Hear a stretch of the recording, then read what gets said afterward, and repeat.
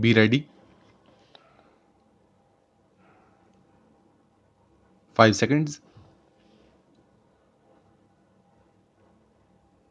Start. Mahatma Gandhi, who had anticipated all this, thought that this system of education, which is so expensive, would not do if education was to be brought within the reach of every Indian, rich or poor.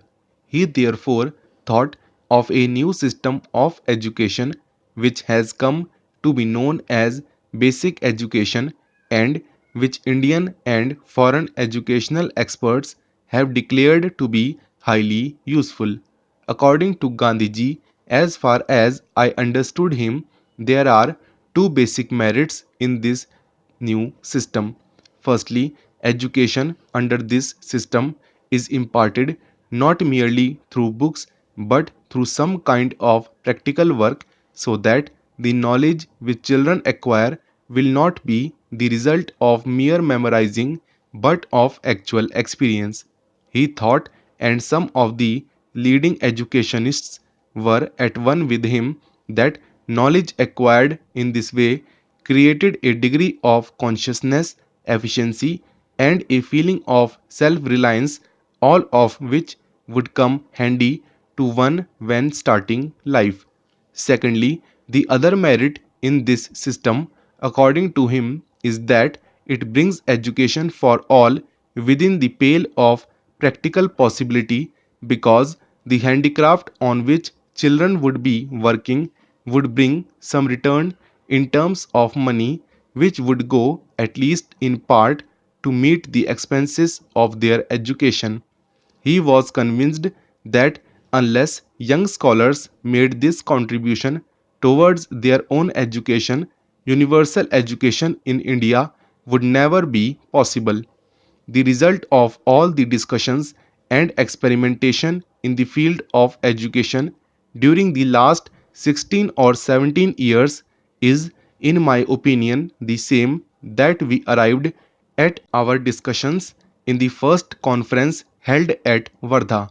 Educationists had admitted the utility of the new system but considered children's contribution towards their education as not only impossible but undesirable. Our experience, on the other hand, has demonstrated both the utility as well as the practicability of the system. My remarks are essentially with reference to primary and secondary education. Little has been done so far to apply this system to higher education. It is not therefore possible to say anything about it on the basis of experience.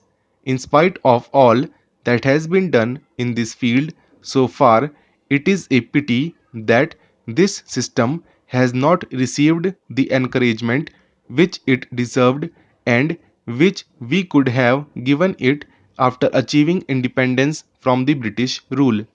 As far as I can say, the reason is that although the utility of the new system has been proved, our faith in the old system of education remains unshaken. That is also why most of those who are engaged in the work education have not given much thought to the new system. All that we can say is that even today the new system has not gone beyond the experimental stage. Our government has not decided to popularize it as a part of its constructive program, let alone doing anything practical for it. I know that in the various conferences we have had so far, resolutions have been adopted in favor of it and government agreed that the new system should be adopted, but actually it has not been done.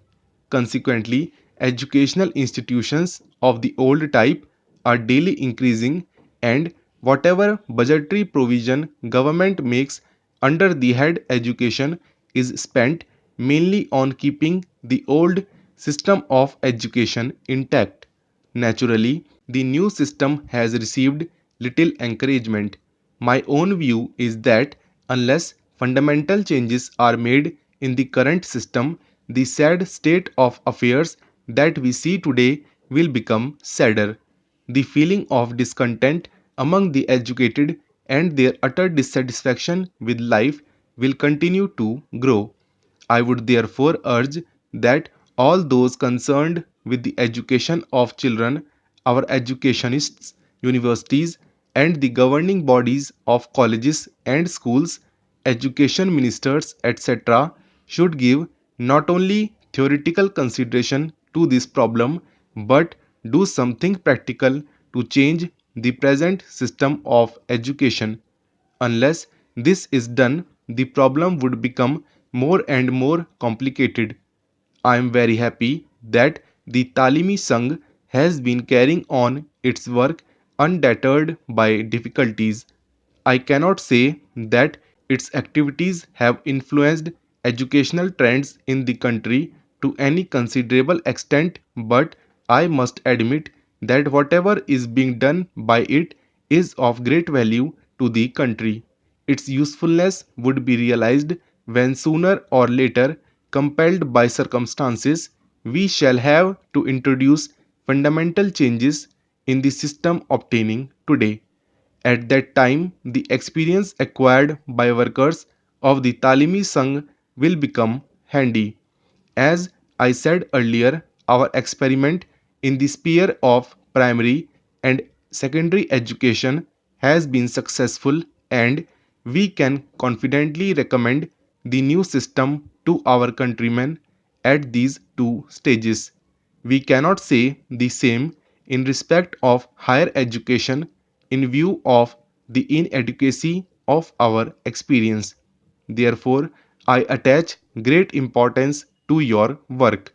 I hope the unfavorable atmosphere will not detract your workers and they would continue to do their job.